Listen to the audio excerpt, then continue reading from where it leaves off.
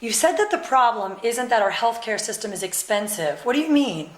We think of our healthcare system as being expensive, as a high-cost problem, but that's not it at all.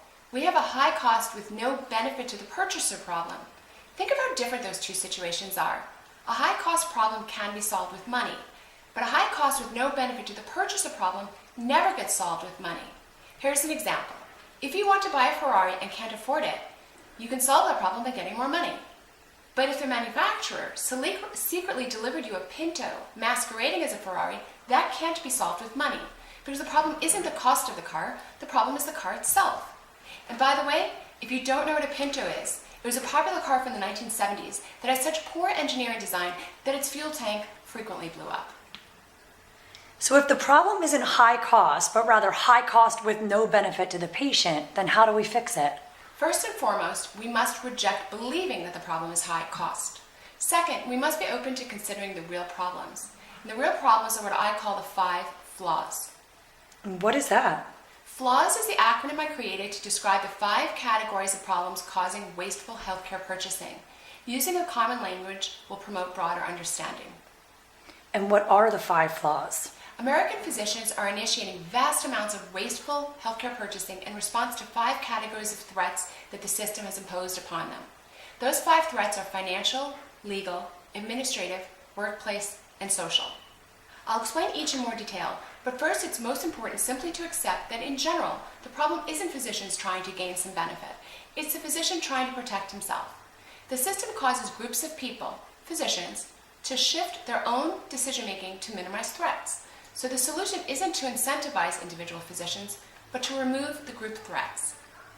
So one more question before we get to the specific flaws. How are you so sure that the problem is threats to physicians and not another reason?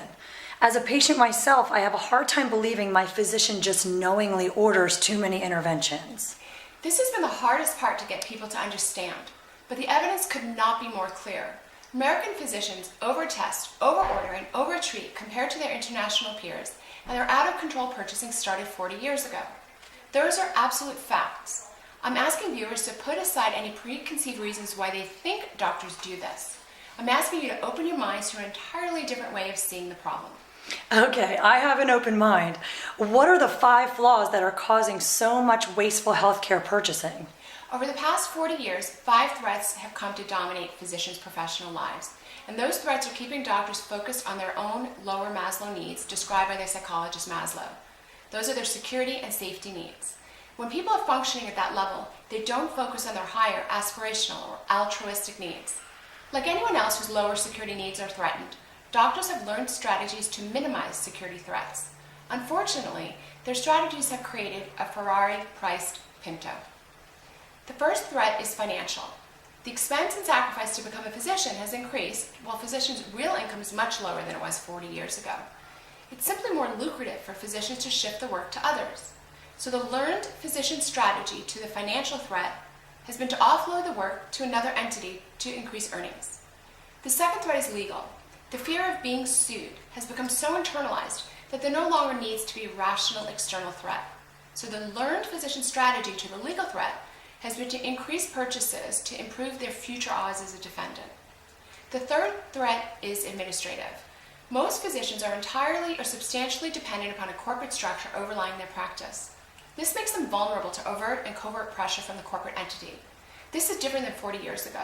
The learned physician strategy to the administrative threat has been to conform to others' behavior, to reduce or avoid administrative hassles. The fourth threat is the workplace environment. Financial, legal, administrative, and social threats create a professional peer environment that overtly favors excessive purchasing. If all of one's peers obtain a GI consult on a stomach ache, so will you. So the learned physician strategy to the workplace threat has been to consult reciprocally to reduce that workplace threat. And the fifth threat is social. It's very risky to resist social pressure from a patient to do more. We live in a high consumption age, and in healthcare this is exacerbated because neither co-purchaser, the doctor who initiates the purchase, nor the patient beneficiary, feels the normal financial breaks. So the learned physician strategy to the social threat has been to increase purchases to appease the American patient consumer. Wow, that is a lot to consider. Let's go back a moment. The financial threat is not the same thing as greed, and the legal threat is not the same thing as fear of malpractice? That's right. If you think of the problem as having a nefarious motive, it will never be solved. If we want to influence the purchaser, the physician, we have to understand it as they experience it. When a person is operating at the level of reducing threats to his security needs, they're not capable of appreciating their higher aspirational needs, in this case, benefit to the patient. In general, the financial and legal threats have become so internalized that the individual physician thinks of the purchase as a patient benefit. But when you look at the data of healthcare purchasing, it's clearly not beneficial to the patient. Administrative, workplace, and social threats are harder for me to understand. Can you provide an example of each? An example of an administrative threat that causes physicians to initiate wasteful purchasing is something I personally experience all the time. In my specific specialty as an emergency physician, I can order a lot of very expensive things, or not. Ostensibly, I'm free to do whatever I think is best for each patient. But the reality is, I have been made aware of the fact that I practice much less expensively than my peers. The hospital tracks this and doesn't like it. An example of a workplace threat that causes physicians to initiate wasteful purchasing is when a primary care physician managing an in-hospital patient gets more consults than strictly necessary, partly due to the need to keep a reciprocal status with his peers and professional allies in a sometimes hostile corporate environment. An example of a social threat that causes physicians to initiate wasteful purchasing is that physicians must be well liked by their patients to avoid financial, professional, and even legal problems. For example, the government has explicitly caused physicians to be financially and professionally vulnerable to how much patients like them. Government-mandated Press-Ganey scores, which are commonly referred to as popularity scores amongst doctors, are linked to pay and censure. Assuming what you're saying is accurate, it sounds like a Herculean task to change the 5 flaws. Not really. The change is in understanding the problem through the eyes, heart, and mind of the purchaser, the physician. Once that leap of understanding occurs, it's possible to create a system that removes these threats. It's basically a question of trust. Of the various stakeholders in the system, the government, private insurance companies, hospitals, physicians, we are currently trusting the government in the sense that the government, through its regulations and payment models, makes the rules. But most people would agree that they would rather trust a physician. So why not try to see the problem from that view? Why not align physician interests to patient interests, as they always had been in the past? While all human systems are imperfect, including a physician-patient alliance, our best bet is to align the two parties who care the most about the best outcome for the patient. That's the patient and the physician. Let's remove the 5 flaws that are standing between them. Okay, I would trust a physician more than even a well-intentioned company or government. What would be the next step? To build a system where the physician and the patient make joint decisions that benefit the patient and don't harm the system overall. That means a system where physicians practice evidence-based medicine that benefits the patient, but they don't initiate or approve wasteful purchases. The physician-patient partnership is realistic about the fact that we do live in a high consumption age, and so we created a new system that offers consumers the broad options that they want. In the physician-patient partnership, the physician is not the gatekeeper of healthcare purchases because buyers are given a third purchase option, reasonable but optional. Recognizing this third option redacts the artificial construct of a binary choice between a covered purchase and no purchase at all. I've never heard that term before, reasonable but optional. Reasonable but optional purchases are those purchases that physician believes are not necessary, but may provide luxury amenities, additional information that doesn't affect management. The patient may wish to purchase those amenities at their own expense. Some common examples would be a CAT scan of the brain for headache, MRI for knee or back pain, upper endoscopy for stomachache. In the traditional system, the patient either never got these extras, or a lot of payers wasted their money with no benefit to the patient extras.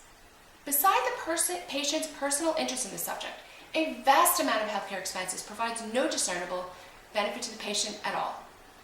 In our system, the RBO, reasonable but optional option, looks like this.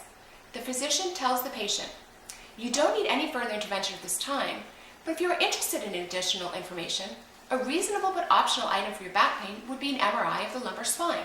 I don't expect the test to change the management of your situation, which is why it is optional. The physician acts as the expert, and the patient acts as a rational consumer. This third option option allows physicians to practice good medicine while being neutral and not incentivized towards wasteful purchases. And patients are financially incentivized to listen to their physician's advice while also providing the American consumer an opportunity to up purchase. The physician brings the education, and the patient brings the incentive to spend wisely. Oh my gosh, I love that idea. I'm an emergency physician, which at its most basic means I'm a problem solver. ED physicians do not have the luxury of nice theories that don't work. The solution here is not to attribute nefarious motives to the purchaser, nor is the solution to deny the reality of American consumerism. The solution is to incentivize all parties to act in their own best interest. That's what the physician-patient partnership does. Any last words? Thank you. Yes. I want to emphasize that these steps may seem hard, but in my experience, it's not hard. In fact, every single community has many physicians right now who are fairly immune to the 5 flaws. Right now, those physicians are in the minority, but that's just situational.